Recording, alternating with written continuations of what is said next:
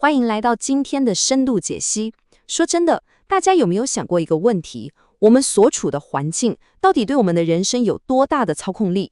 今天我们要来拆解一个无比迷人的机制，就是环境究竟是如何重塑我们的命运。我们会把宏观的历史发展跟微观的个人哲学完美结合在一起。准备好来一场大脑的认知洗礼了吗？我们直接开始吧。让我们先来面对这个非常犀利甚至有点挑衅的问题：你的命运到底是出生那一刻就被先天基因和所谓的命中注定给绑死了，还是说你其实握有绝对的权利，可以把它彻底改写？老实说，我们常常会陷入一种焦虑，觉得自己是不是被先天的劣势给困住了，对吧？为了找出答案，今天我们安排了5个核心重点。第一，命运到底是天生的还是人造的？第二，为什么我们会掉进宿命论的陷阱？第三，我们来看看一个现代版了凡的故事。第四，教你怎么在现代社会找到属于你的欧亚大陆。最后，我们会给你3个超实用的行动指引。好，马上进入第一部分。命运是天生还是人造的？我们要把镜头拉远看历史，再拉近看哲学。这里我们挑了2部在光谱两端的超级巨作，左边是西方宏观历史的神作《枪炮、病菌与钢铁》，它谈的是地理环境决定论；右边呢，则是东方微观哲学的经典《了凡四训》，教你怎么重新设计道德与心智。这2本书放在一起其实超有意思，因为它们完美印证了我们今天的核心观点。不管你看的是一个庞大帝国的崛起，还是单一个体人商的翻盘，最终的破关秘籍其实完全一样，那就是你必须去主动操控你的环境。接着进入第2部分，宿命论的陷阱。我们到底为什么会觉得自己对人生完全无能为力？你看看《枪炮、病菌与钢铁》里面的逻辑，它超级无情地打破了那种某些种族基因比较优秀的迷思。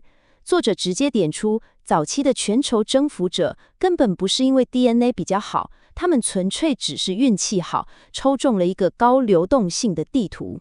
你看欧亚大陆，它是东西走向的，这代表什么？代表在同一个纬度上，气候差不多，所以农作物、技术，甚至是对抗病菌的免疫力，都可以超级顺畅的横向传播。但你反观美洲跟非洲，他们是南北走向，中间卡了沙漠、热带雨林这种超巨大的生态屏障，直接把文明交流给切断了。所以说，全球的不平等其实是来自于土地环境的流动性，跟天生基因好坏根本一点关系都没有。如果我们把这种被环境卡死的无力感缩小到个人层面上来看，明朝学者袁了凡的经历绝对是一个最经典的例子。这根本就是一个超写实的现代励志短故事。他在15岁那年遇到一个算命先生，对方给了他一份超级精确的人生悲观演算法预测，不但精准算出他每一次考试的排名，还预言他会绝后，甚至在53岁那年寿终正寝。更可怕的是，到了25岁，因为前面所有的预测竟然都一一应验了，了凡彻底向这个宿命论投降。他觉得人生就这样了，完全失去动力，变成一个躺平的旁观者。直到35岁那年，一场深刻的对话，才终于点燃了他内心的叛逆之火。这就来到了我们的第3部分，现代了凡。既然外在环境一开始不能选，那我们要怎么骇入自己的内在环境？当时云谷禅师给了了凡一记当头棒喝，说了一句超有力量的话：命由我做，福自己求。禅师的意思是，只有那些随波逐流的凡夫俗子，才会被固定的数字和所谓的命运给绑死。任何人，只要你愿意主动去改变内在，就能够触发宇宙级别的回应。这句话放在今天来看，简直就是成长型思维的最顶级境界啊！为了做到这一点，了凡发明了一个叫功过格的工具。各位，这玩意儿用我们现在的角度来看，完全就是一套超级现代化的3步骤习惯审计系统，用来彻底重构你的内在环境。第一步是事上，就是强制改变物理行为，硬逼着自己去做对的事情。第2步是理上，去搞懂这些好习惯背后到底有什么深层逻辑。最后第3步是心上，从最根本的地方去培养真正的谦卑、同理心跟利他精神。当你把这3步做到极致，你的内在环境就等于是安装了最新的升级包。透过这一套系统性的自我审计，了凡可以说是把他人生的原始码整个重写了。我们来看看这条时间线，他从35岁开始记录功过，心态从傲慢转向谦卑。才过了1年，36岁的时候，他就打破了科举落榜的预言，考上了。到了40岁，他又打破了命中无子的预言。最后，他活到了74岁，比那个演算法预测的死亡年龄整整多活了21年。他就是靠着重塑内在环境，硬生生把一个暗淡无光的命运翻转成一个长寿、成功而且无比丰富的人生。第4部分，寻找你的欧亚大陆。我们搞定了内在，现在来看看怎么主动策划你的外在环境。身为一个活在现代社会的成年人，你其实拥有绝对的选择权，去决定自己要踏上哪一块大陆。这里最关键的是，你必须非常冷酷、非常客观地去检视你现在的社交圈跟职业环境。你到底是被困在一个充满阻碍的南北走向孤岛里，也就是那种各自为政的僵化契约，充满毒性，只会消耗你的朋友圈，还有停滞不前的资讯同温层？还是说你正活跃在一个高流动性的东西走向网络中，那里有充满活力的科技重镇，思想开放的人脉圈，以及每天都在高速碰撞的新点子？记住，选择对的外在环境，对你个人的成长绝对是致命关键。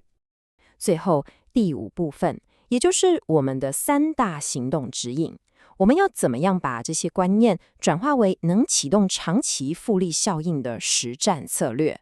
首先，来感受一下这个数字的震撼力，1万年。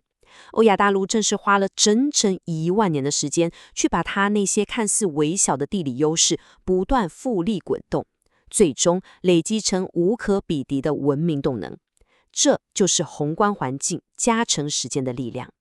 而在微观的个人层面上呢，刘耀凡当时是煞费苦心的记录了3000件善事，正是这3000次微小但持续的行动，触发了内在心智彻底革命的复利效应，让他成功打破了宿命的枷锁。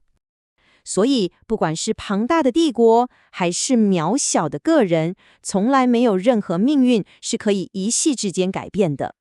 改变命运真正的秘密武器是，让时间去为你的环境选择做最繁重的苦力活。千万不要太高估短期的爆发力，但也绝对不要低估长期的累积。这就完美总结了你今天必须带走的实战手册。第1步，主动把你自己放到一个高流动性的东西走向环境里，不管是社交还是职场。第2步，建立你自己的现代功过格系统，每天审视自己的习惯，保持谦卑。第3步，拥抱时间的长期复利效应。当你把高成长的外部环境结合了严格审计的内部环境，然后让时间成为你的终极放大器，奇迹就会发生。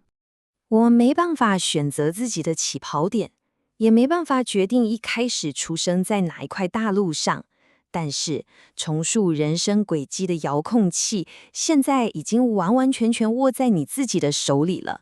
所以在今天的解析结束之前，我想留下这个问题给你：明天早上醒来，你会选择踏入哪一种环境？